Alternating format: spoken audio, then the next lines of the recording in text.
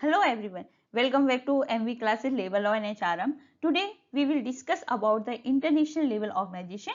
It comes under the Unit 7 Labour Regulation. Today our roadmap, we firstly discuss about the origin, history and philosophy. Then tripartite structure and ILO instrument and submission trap. Then convention and recommendation. Then government convention and ILO Indian labour to law और उसके बाद हम पढ़ेंगे current affairs जो अभी currently है। तो ये इसका रोड मैप है। आप देखोगे एग्जाम में कोई ना कोई इन 7 पॉइंट्स में से पूछ ही लेता है, तो आपको क्या है इनका बेसिक से क्लियर करना है। और हाँ, अभी मैं जो ऑब्जर्व कर रही हूँ बच्चे जो फोकस्ड हैं वो 1 to 4 यूनिट्स के लिए, थियोरिटिकल यूनिट्स के लिए, पर आप मान के रखिए कि जितना वेटेज आपका हर यूनिट का प्रोपोर्शन सेम होता है। अगर आप ओबी का है उसमें बहुत लेंथी है लेकिन उसको पढ़िए, लेकिन आप इसमें क्या होता है क्रक्स होते हैं लेबर लॉ में, अगर आपने करे तो इसमें जो मार्क्स लूज करने के चांसेस बहुत कम होते हैं। तो आप लेबर लॉ को भी अच्छे से पढ़िए, साथ साथ थ्योरेटिकल कंसेप्ट के साथ साथ एक लेबर लॉ को भी पढ़ना है। और कुछ बच्चों का कमेंट आ रहा है कि मैम जो पुरानी वीडियो है कि उनमें भी आप मॉड्यूल ऐड करिए PYQ, तो आप बेफिक्र रहिए, हम PYQ मैराथन यूनिट 1 से फिर से स्टार्ट करेंगे। एक बार हमारा सिलेबस कंप्लीट हो जाएगा, जो हमारा टारगेट है वो हमारा मार्च तक सिलेबस कंप्लीट हो जाएगा। तो ऐसे ही जुड़े रहिए JRF जून क्रैक करने के लिए। Then come to the foundation. अब हम पढ़ेंगे इसकी ओरिजिन, हिस्ट्री एंड फिलोसफी, क्योंकि ये बहुत है। सबसे पहले ट्रीटी ऑफ वर्साइल हुई थी 1919 में, उसके बाद ये हमारा ILO रिफॉर्म हुआ था। देन सबसे पहले आपको एग्जाम में क्या पूछ लेते हैं कि ILO कब स्टेब्लिश हुआ था? 1919 में हुआ। एंड ये कहाँ हुआ? Created by part 13 of treaty of Versailles after the world war second. जब वर्ल्ड वार सेकेंड हुआ था उसके बाद हमारा ये यहाँ से इसका क्रिएशन हुआ था ILO का।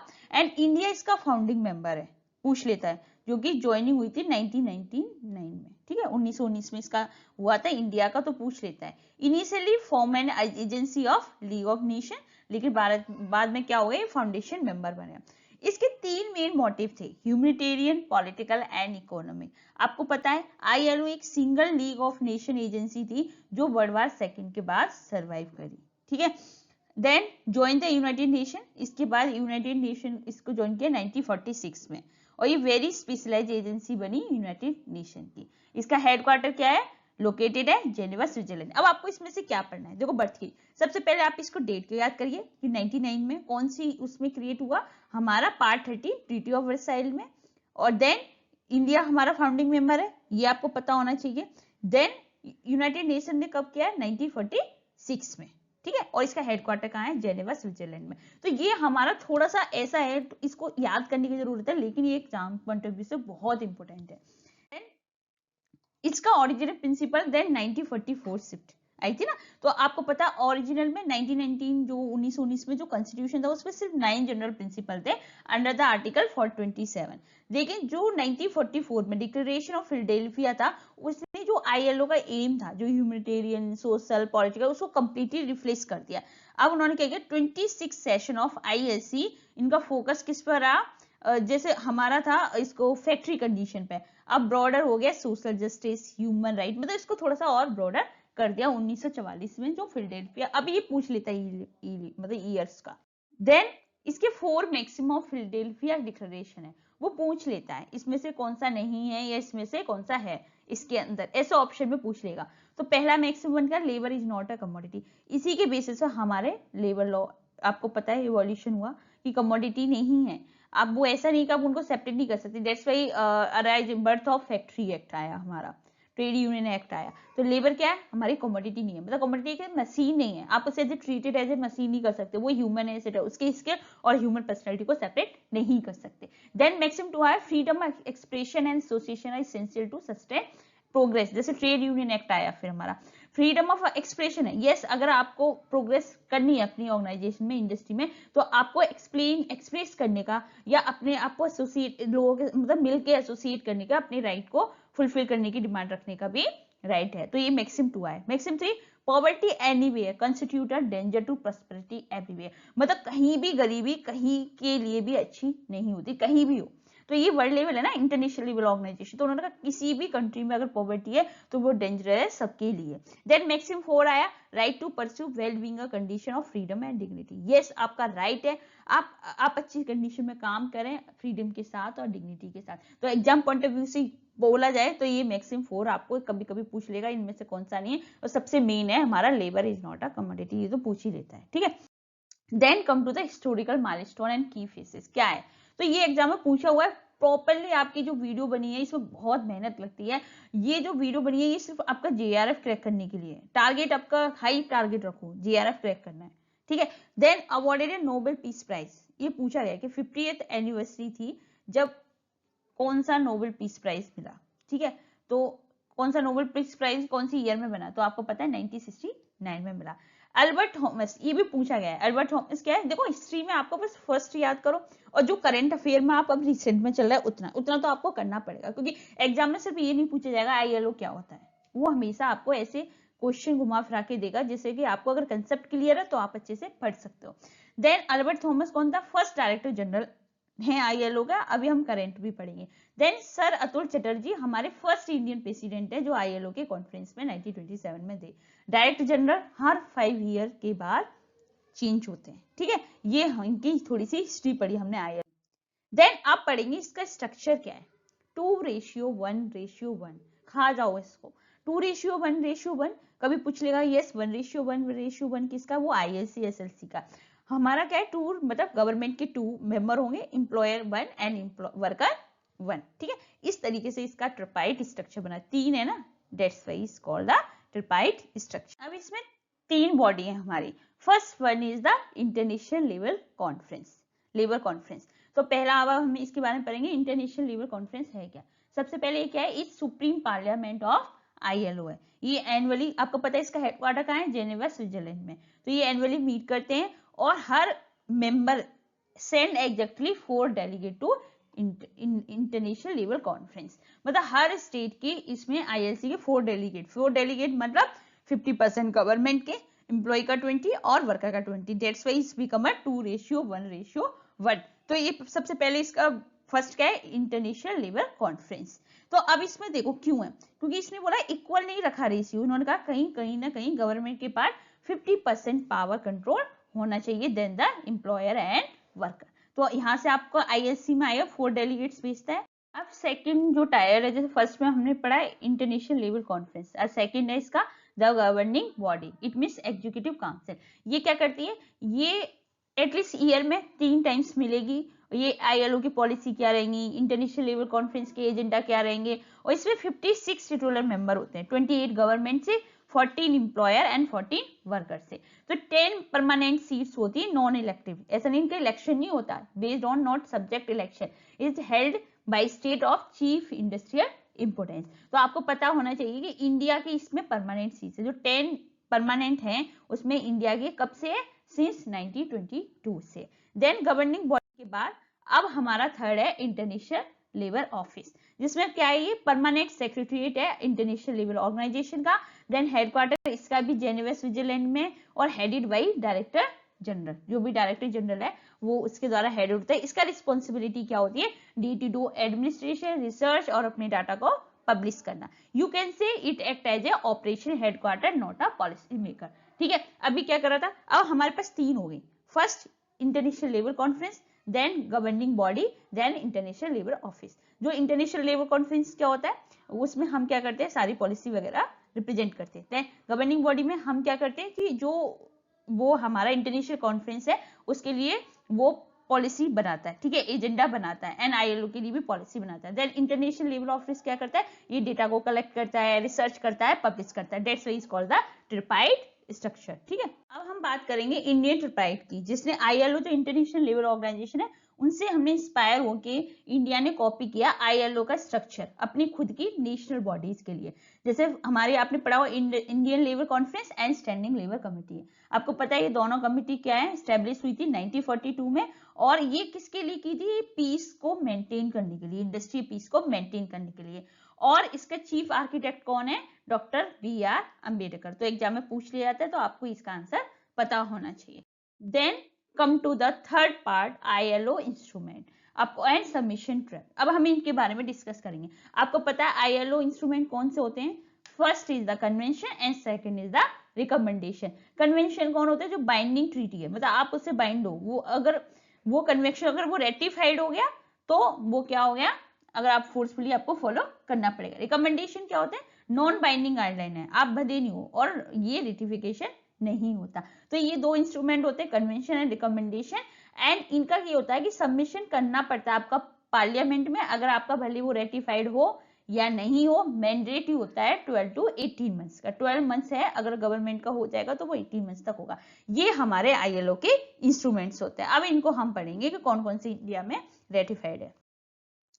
आईएलओ इंस्ट्रूमेंट कन्वेंशन में हम पढ़ते हैं कि इंटरनेशनल ट्रीटी क्रिएटेड बाई, सबसे पहले ये किसने किया? आईएलओ ने किए, ट्रीटी ने क्रिएट किए हैं। Legally binding only formally ratified by member state. ये कब लीगली बाइंडिंग माने जाते हैं? जब ये रेटिफाइड हो उस मेंबर स्टेट की, मतलब गवर्नमेंट के, जो इंडिया है, अफ्रीका है, चाइना, इनके मतलब रेटिफाइड होना चाहिए। रेटिफिकेशन कैसी है? वॉलेंट्री प्रोसेस है, ठीक है। तो अगर अडेप्टेशन ऑफ कन्वेंशन, सपोज करो अभी बाइंडिंग नहीं हुआ, आपने कन्वेंशन को अडेप्ट किया, तो ये इंटरनेशनल ट्रीटी है, देन आपने उसको रेटिफाइड किया, देन ये हो गया वॉलेंट्री प्रोसेस, ये सब रेटिफिकेशन करो। और रेटिफाइड कन्वेंशन कब होगा? जब वो लीगली बाइंडिंग हो जाएगा। तो कन्वेंशन कोई ऑटोमेटिकली बाइंडिंग नहीं होता। ये अगर वो बाइंडिंग नहीं है, इसका मतलब वो सिर्फ पेपर है, ठीक है, आप उसको इतना बाइंड नहीं कर सकते। वो कब होता है? जब वो रेटिफाइड हो जाता है, जब उसे आप लीगली बाइंडिंग बोलते हो, ठीक है। Then come to the second instrument. It's called the recommendation. Recommendation क्या है? नॉन बाइंडिंग गाइडलाइंस है मेंबर स्टेट के लिए। They are not international treaty, never subject to, ये इसमें रेटिफिकेशन की जरूरत नहीं होती, वो रेटिफिकेशन नहीं होती, वो जस्ट रिकमेंडेशन होते हैं, और ना ये इंटरनेशनल ट्रीटी होती है। उनमें क्या होता है? जैसे ऑफन सप्लीमेंट कन्वेंशन, जैसे आपने किसी कन्वेंशन की हेल्प करने के लिए उन्हें क्या करते हैं? हम गाइडलाइन देते हैं इम्प्लीमेंटेशन करने के लिए। ये क्या स्टैंड अलोन डॉक्यूमेंट है जो स्पेसिफिक लेबर इशू को एड्रेस करता है। रिकमेंडेशन जो लेबर इशू आ रहे हैं उनको ये एड्रेस करता है। They help state A draft national policy without the pressure of legal enforcement. इसमें लीगली इन्फोर्समेंट का कोई प्रेशर नहीं है। ये नेशनल पॉलिसी बनाने में, लेबर इशू को हाईलाइट करने में ये रिकमेंडेशन हमारे क्या करते हैं? हेल्प करते हैं। तो ये अब आईएलओ के दो इंस्ट्रूमेंट हो गए, first one is the convention, second one is the recommendation. ये एग्जाम में बहुत बार पूछा गया है। अंडर द आर्टिकल 19, इसमें क्या है? General govern by article 19 of the ILO constitution, mandatory to submit new convention to the national parliament.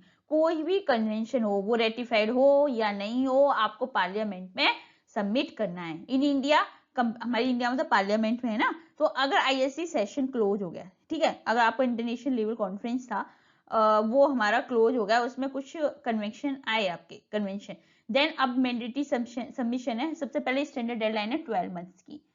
तो अगर एग्जाम में पूछ लिया जाता है कि कौन से मंथ की, तो आपका आंसर 12 मंथ्स का ही होना चाहिए। एक्सेप्शनल होता है 18 मंथ का, जो कि वो अपनी गवर्नमेंट का अग्रीमेंट होता है। तो submission of parliament mandatory, if वो रेटिफाइड हो इंटेंशन या नहीं हो, आपको सबमिट करना पड़ेगा पार्लियामेंट में। तो ये हमारा रूल है अंडर द आर्टिकल 19 और 12 मंथ्स। यहाँ से आपको दो डेट उठाना। Then protocol of post ratification duty. Protocol क्या होता है?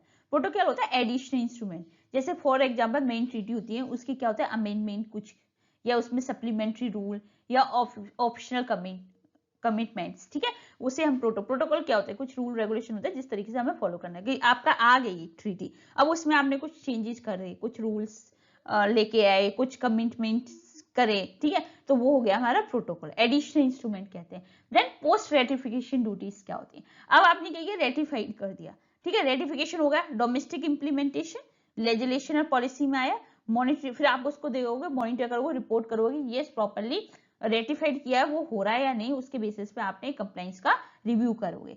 तो ये क्या होती है? Post ratification. मतलब रेटिफिकेशन के बाद भी आपको इंप्लीमेंटेशन और कंप्लाइंस को देखना पड़ता है।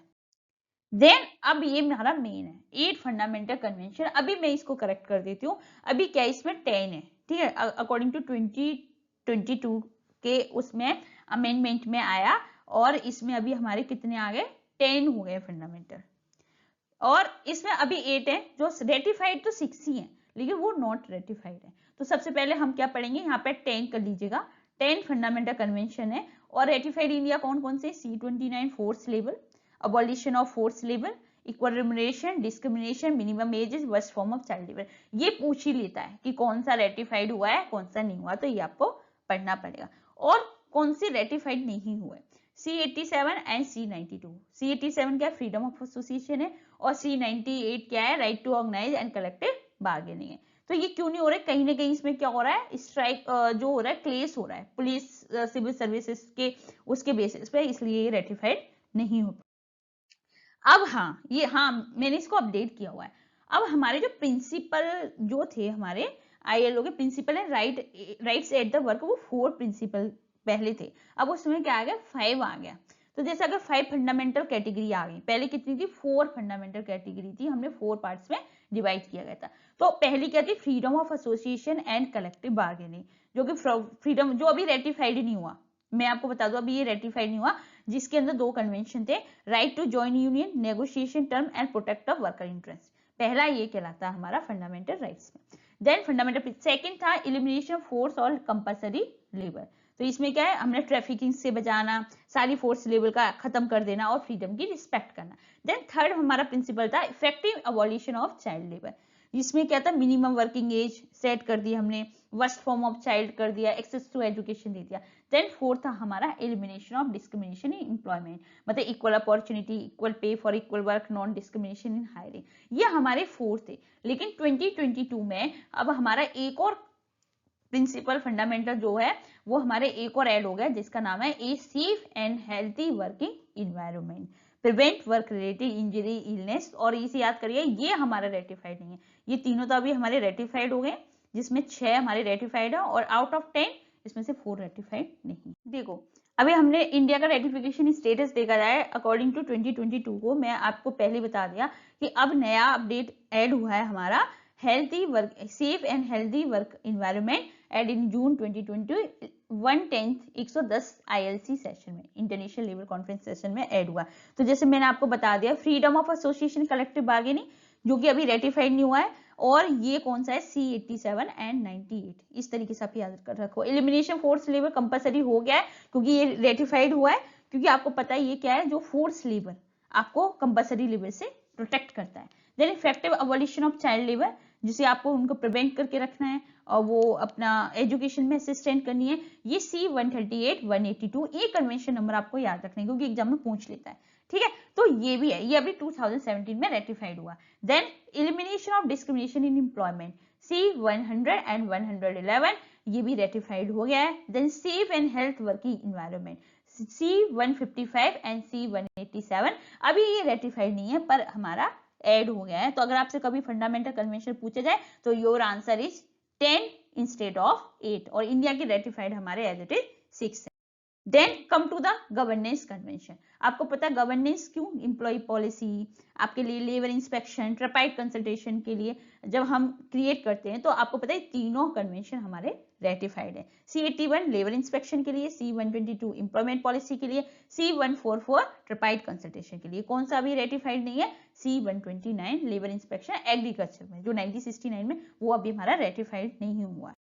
Then come to the 4 governance convention. सबसे पहले किसने डिजाइन की, ये हमारा डिजाइन हुआ ILO as a crucial for international labour standard system. ये फोकस किस पर कर रहे हैं, हमारे employment policy, labour inspection and tripartite consultation में। ये मेंबर हमारे स्टेट जो है इसका एनकरेज करते हैं कि ये रेटिफाइड हुए। तो कौन कौन से 3 रेटिफाइड है, priority convention, convention number 81 labour inspection in industry and commerce, ये स्पेसिफिक इंडस्ट्री के लिए होते हैं। Convention number 122 employment policy, convention number 144 tripartite consultation on the international labour standard. India has formally ratified all 3 these convention, तीनों convention हमारे ratified है। One missing priority convention number 129, क्यों नहीं है, क्योंकि strictly not ratified specific government convention unorganised and vast nature of Indian agriculture sector, मतलब इसमें का अनऑर्गेनाइज सेक्टर ज्यादा है, और इंडियन एग्रीकल्चर सेक्टर का तो आपको पता ही है कि उसमें कुछ भी ऑर्गेनाइज नहीं है, डेट्स वाई इसमें डिफिकल्ट हो रही है हमें फॉलो करने में, that's why is not ratified. ठीक है, 120। अब हम बात करेंगे कि जो इंटरनेशनल लेबर ऑर्गेनाइजेशन है उससे हमारे इंडियन लेबर लॉ कैसे इमर्ज हो गया है। तो आपको पता है C100 है इक्वल रिम्यूनरेशन, इससे हमारा कौन सा एक्ट बना है, equal remuneration act, equal pay for women and main in terms of if same basic nature of work है, स्किल है, तो आपको इक्वल पे करना पड़ेगा। मैटरनिटी प्रोटेक्शन कन्वेंशन, जो कन्वेंशन नंबर 183 और 103 है, इसके अंदर आया हमारा मैटरनिटी बेनिफिट एक्ट 1961 में। अगर वो वीमेन अगर काम नहीं कर पा रही सिचुएशन में, तब आपको फुली पे करना पड़ेगा। Convention number 1 our of work industry 1919 में आया, पहला कन्वेंशन जो कि फैक्ट्री एक्ट में हमारा अमेंडमेंट हुआ। तो foundation of for 8 hour 48 hour week, ये हमारा कन्वेंशन 1 से आया। तो इसके बेसिस पे भी हमारे इंडियन लेवल लॉ बने हुए हैं। Then come to the convention number 1, ये 1919 में आया, किसके लिए? Hour of work in industry. ये किसके लिए? Establish standard 8 hour work day and 48 hours work week. Indian ratified this convention very early in the year of 1921। ठीक है, इसमें रेटिफाइड हुई थी। Force the British Indian government amend the factory act 1922।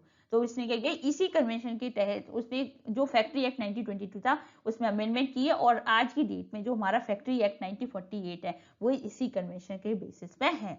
ILO convention 100, it deal strictly with equal remuneration. ठीक है, एक क्या है, इक्वली रिम्यूनरेशन के बेसिस पे equal pay for main and women for equal work और equal value.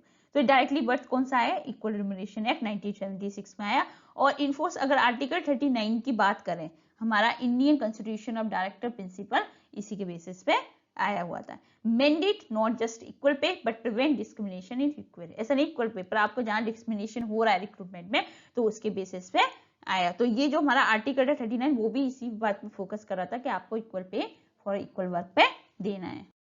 Then ILO adopt only maternity, हमारा जो प्रोटेक्ट कन्वेंशन था ये हमारे वीमेन के लिए आया। इन्होंने कहा एक इंटरनेशनल स्टैंडर्ड सेट किया, maternity leave, medical benefits, job security, जो कि किससे था? हमारा inspire the framework for Indian nation maternity law. तो ये मैटरनिटी बेनिफिट एक्ट आया। आपको पता है कि वुमेन पेनलाइज नहीं करी जाएंगी जब वो टर्मिनेट, जैसे पहले क्या होता है, आप जब प्रेग्नेंट तो उन लोगों को डायरेक्ट, अब पहले क्या, मैं अभी करंट सिनेरियो बता रही हूँ कि बहुत सारे ऐसे सेक्टर हैं कि जहाँ पे अगर लेडीज प्रेग्नेंट या अगर वो प्रेगनेंसी है तो वो ऑटोमेटिकली आप उसे इतना इंस्पायर कर देते हैं, या वो ऑटोमेटिकली बहुत ज्यादा वुमेन को जॉब लेफ्ट करनी पड़ती है आज की सिचुएशन भी। भले ये मैटरनिटी बेनिफिट एक्ट आ गया है, जो एक स्टैंडर्ड कंपनी है वो फॉलो करती है, और जो हमारी जो अनऑर्गेनाइज है एज ए पेपर वर्क पे ही है, और लीगली में ये इन्फोर्सेबल बहुत कम जगह पे। तो मैं श्योर करूँ कि ये मैटरनिटी बेनिफिट कितनी भी छोटा सेक्टर क्यों ना हो, लेकिन ये हर वीमेन को मिलना चाहिए, क्योंकि ये एज ए पनिशमेंट नहीं है, उसकी लाइफ का ये मूवमेंट है। ठीक है, then come to the current affair and model declaration. अब हम बात करेंगे करंट अफेयर्स की। ठीक है, जो कि आपको पता ही होना चाहिए। और ये करंट अफेयर्स जैसे डायरेक्ट जनरल चेंज हो गया तो आप इसकी जगह पे चेंजेस कर सकते हैं। तो मॉडर्न डिक्लेरेशन क्या है? Centenary declaration for the future of work. आपको पता है जब हमारा 1919 में ILO आया, जब उसके 100 ईयर हुए तो उन्होंने एक थीम आई हमारी फ्यूचर ऑफ वर्क के लिए, जो 100 एनिवर्सरी थी। और हमारा कन्वेंशन नंबर 190 आया जो 2019 में आया, वायलेंस एंड हरासमेंट किसी भी सेक्टर में हो, ठीक है, उसके लिए कन्वेंशन 190 भी ऐड हुआ है हमारा 2019 में। ये करंट अफेयर। देन अभी कौन है हमारा? गिलबर्ट एफ हुंगो, जो कि हमारे अफ्रीकन है, जो कि डायरेक्टर जनरल ऑफ हैं हमारे 2022 से अभी तक है। आपको पता है 5 साल का टर्म चलता है, तो 2027 तक ये रहेंगे। तो मतलब अगर आपके एग्जाम में पूछा जाए तो आपको ये पता होना चाहिए। और अभी क्या हुआ है? लैंडमार्क हमारा जो इस सेफ्टी एंड हेल्थ के लिए आया ऑक्यूपेशन 2022 में, जो कि इन्हीं के कार्य में 155 187 जो फंडामेंटल कन्वेंशन है उसमें भी हमारा है। अब हमारे 5 फंडामेंटल कन्वेंशन हो गए। देन कम टू द, मैंने आपको बताया ये 100 ईयर के बाद कंटेनरी डिक्लेरेशन हुई थी, जिसकी थीम थी फ्यूचर ऑफ वर्क। ये किस पे हेवली हमारा फोकस था? Human centre approach to modern labour. इन्होंने नई चैलेंजेस को एड्रेस किया, जैसे डिजिटल ट्रांसफॉर्मेशन, क्लाइमेट चेंजेस, और ये life learning, universal social protection को इम्फेसाइज किया। तो आपको इतना पूछ लिएगा कि उसकी थीम क्या है। ठीक है, then convention number 190 violence and harassment. Convention number 190 जो newest major international level treaty है, जो कि जून 2019 में इसको अडॉप्ट किया गया है। और इन्होंने कंप्लीटली जहां वायलेंस एंड हरासमेंट होता है, चाहे वो फिजिकल हो चाहे वो साइकोलॉजिकल हो, वो कंप्लीटली रिमूव कर दिया। Include gender based violence and harassment in the world of work, apply to all sector, public, private and formal and informal. Current leadership of ILO की बात करूं तो गिलबर्ट एफ हुंगो है, जो ऑफिशियली इन्होंने ऑफिस कब से संभाल रहे हैं? 2022 से संभाल रहे हैं। और इनका जो 11 direct general of ILO history के हैं, और ये हर 5 साल बाद गवर्न होते हैं। ये अफ्रीकन है, तो सबसे अच्छी पोस्ट अभी अफ्रीकन को मिली हुई है। ठीक है, तो ये हमारे करंट लीडरशिप है। Then come to the PYQ code on the topic of ILO did come under the labor regulation. बहुत सारे बच्चों की डिमांड है कि मैम आप टॉपिक के साथ हमें क्वेश्चन दीजिए, तो मैं अभी रिसेंट वीडियो में तो सारे PYQ ऐड कर रही हूँ, लेकिन जो मेरे 5th यूनिट तक, जो मेरे 4th यूनिट तक जो नहीं कर पाई वो एक बार ये कंप्लीट हो जाएगा, आप वेट करिए, फिर उसके बाद हम उसमें भी वर्क करेंगे. Then first, which of the following is the core convention of ILO has strictly not been ratified? मैंने आपको बताया कि ये आपको पूछा ही जाता है. तो देखो, अगर हम बात करें कन्वेंशन नंबर 100 हमारा ऑलरेडी रेटिफाइड है, equal pay for equal work उसके लिए लॉ बना है. कन्वेंशन नंबर 11 डिस्क्रिमिनेशन नहीं होना चाहिए, ये भी रेटिफाइड है. Convention number 180 worst form of child भी रेटिफाइड है. Yes. Convention number 87 freedom of association ratified नहीं है, अभी तक नहीं हुआ है. ठीक है, तो your answer is C. Then India was, और इसी के साथ हमारा 98 है, 87 एंड 98 रेटिफाइड नहीं है. अब दो और हमारे ऐड हो गए, 155 एंड 187, वो भी रेटिफाइड नहीं है. Then June 2023, which is the exact ratio of delegates represent the government, employer, worker sent by each member state of ILC. अब आपको पता है कि कितने डेलीगेट रिप्रेजेंट होते हैं हमारे, तो अब मैंने आपको बताया 2:1:1, 2 गवर्नमेंट के, 1 एम्प्लॉयर एंड 1 वर्कर. तो इस तरीके से हमारे सेंड किए जाते हैं हर member state of international level conference के लिए. तो योर आंसर इज बी. ठीक है, तो ये हमारा याद रखिए, क्योंकि इसके पास क्या होता है 50% गवर्नमेंट पावर लेता है. Then which historical document completely redefine the ILO aim and establish maximum that labour is not competitive. अभी मैंने बताया जो ILO 1919 है उसको इसने कंप्लीटली रीडिफाइन किया. डिक्लेरेशन ऑफ फिलाडेल्फिया 1944, उसमें 4 मैक्सिम दिए थे, जिसमें इसने एक हिंट भी दे दी कि अगर आपको 4 मैक्सिम याद नहीं है तो उसने एक मैक्सिम बता दिया कि यस, उसने ये भी दे दिया था labour is not a commodity. तो your answer is. Then question number 4, ILO convention number 182 which India ratified in 2017, मतलब 2017 में रेटिफाइड किया, किसके साथ? Convention number 138. Strictly pertain to what, तो वो क्या पर्टेन करता है? देखो क्या करता है, worst form of child labour को. ओके, तो योर आंसर इज बी. ये दोनों कन्वेंशन है. अब इसमें कन्वेंशन आपको 6 रेटिफाइड है वो तो याद कर लो, 4 नॉट रेटिफाइड है वो भी याद कर लो, 4 गवर्नेंस में 3 है, ये थोड़ा सा न्यूमेरिकल टर्म में आपको याद करना पड़ेगा. तो आज जैसे आप PYQ करोगे तो आपको अच्छे से रिकॉल हो जाएगा. तो आपका answer B. Then question number 5. In the governing body ILO, how many non-elective permanent seats are reserved, especially for state of chief industrial importance? मैंने आपको अभी बताया था जो इंटरनेशनल लेबर ऑर्गेनाइजेशन है उसके अंदर एक गवर्निंग बॉडी होती है, उसके अंदर 10 परमानेंट सीट्स होती है, जिसमें इंडिया अभी हमारा मेंबर है. तो your answer is 10. Held one of 10 permanent seat, जो कि 1922 से मैं आपको ऑलरेडी बता चुकी. Then question number 6. ILO Convention number 144 is categorized as a governance priority convention which is subject matter. कौन से सब्जेक्ट मैटर से है जो कि रेटिफाइड है?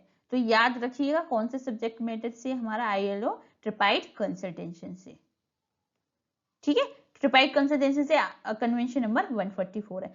Employment policy, labour inspection industry, tripartite consult, total 4 है.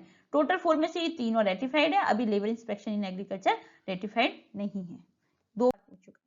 Then, according to Article 19 of ILO Constitution, what is the standard mandatory time limit for member state to submit a newly adopted convention to Parliament? आपको पता है कि एक standard time limit होती है member की, अगर वो कन्वेंशन हो गया तो आपको पार्लियामेंट में सबमिट करना पड़ता है. तो कितने मंथ्स में? 12 मंथ्स के अंदर वो आपको सबमिट करना पड़ेगा.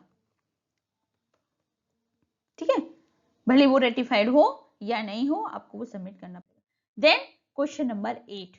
India Equal Remuneration Act 1976 was enacted as direct outcome of ratified which specific ILO convention? देखो उसने एक हिंट दे दी, रेटिफाइड है. ठीक है, तो अब कौन सा रेटिफाइड है आपको पता है, कन्वेंशन नंबर 100. इक्वल, इसी कन्वेंशन से हमारा इक्वल रिम्यूनरेशन एक्ट 1976 आया. ठीक है, तो योर आंसर इज 100. तो 100 में आप ऐसे याद कर सकते हो, इक्वल मतलब 1, दोनों साइड का 0. Then there are exactly 4 governance priority convention which are following not ratified. मैंने आपको बताया convention number 81 already labour inspection industry ratified है. Convention number 122 employment policy already ratified है. Convention number 129 labour inspection in agriculture ratified नहीं है. क्योंकि हमारा India में जो इतना वर्स्ट अनऑर्गेनाइज सेक्टर है जिसमें बहुत डिफिकल्टी है कि हम उसको भी रेटिफाई नहीं कर सकते, ठीक है। Then convention number 144 tripartite consultation ratified है। Your answer is C. Then to the mark of 50th anniversary, देखो ये 2019 में आएगा क्योंकि उस टाइम में 2019 हमारी करंट अफेयर थी, ठीक है। तो the international labour organisation was awarded in Nobel peace prize in which year, तो आपको पता 50 साल एग्जैक्ट, तो हमारा कहाँ पे था 1969 में, ठीक है। तो वहां पे नोबेल पीस प्राइज मिला था। तो आप ऐसे भी याद कर सकते हो जैसे 1919 में आया, 1919 में 50 ऐड करो तो कहाँ क्या होगा 1969 होगा। तो थोड़ा सा आप ऐसे भी अपने दिमाग को लगा के ऑप्ट कर सकते हो मार्क्स को। देखो अब इसमें बात करें 1919 में आईएलओ की बर्थ हुई, 1944 में फिलाडेल्फिया डिक्लेरेशन आया, 2019 में से 100 साल एनिवर्सरी हुआ, ठीक है। तो इस तरीके से आप याद कर सकते हो। Then question number 11, the ILO was originally created in 1919 under the part 13 which post world war treaty, तो आपको पता है पेरिस नो जेनेवा में उसका हेडक्वार्टर है, कंफ्यूज मत होना, ट्रीटी ऑफ वर्साइल के अंदर इसको किया गया था। Then question number 12, who served as the very first director general in international labour office, कौन थी सबसे पहले, तो आपको पता अभी मैंने पढ़ाया अल्बर्ट थॉमस, से थोड़ा सा हिस्ट्री आपको पढ़नी पड़ेगी, ठीक है। और गिलबर्ट हेवंगो अभी 2022 से हैं, तो your answer is option B. Who hold the historical distinction being first Indian elected as a president of International Labour Conference in 1927, तो बीबी गिरी नो, बी आर अम्बेडकर ने तो इंडियन लेबर जो कॉन्फ्रेंस था उसको आर्किटेक्ट किया था, no. Sir Atul Chatterjee, your answer is option C, sir Atul Chatterjee थे जो फर्स्ट इंडियन थे जो इलेक्टेड हुए थे as a president of international labour conference. Then question number 14, ILO convention number 111 which is the core convention ratified by India mandate to elimination what practice, forced labor no, child labor no, discrimination of employment and occupation, आपको पता है 100 हमारा equal remuneration वाला था और 11 क्या है हमारा डिस्क्रिमिनेशन नहीं होना चाहिए ऑक्यूपेशन में, तो आप ऐसे याद कर सकते हो 100 है 11 है जो सेम है वो सारा डिस्क्रिमिनेशन का, तो your answer is option C.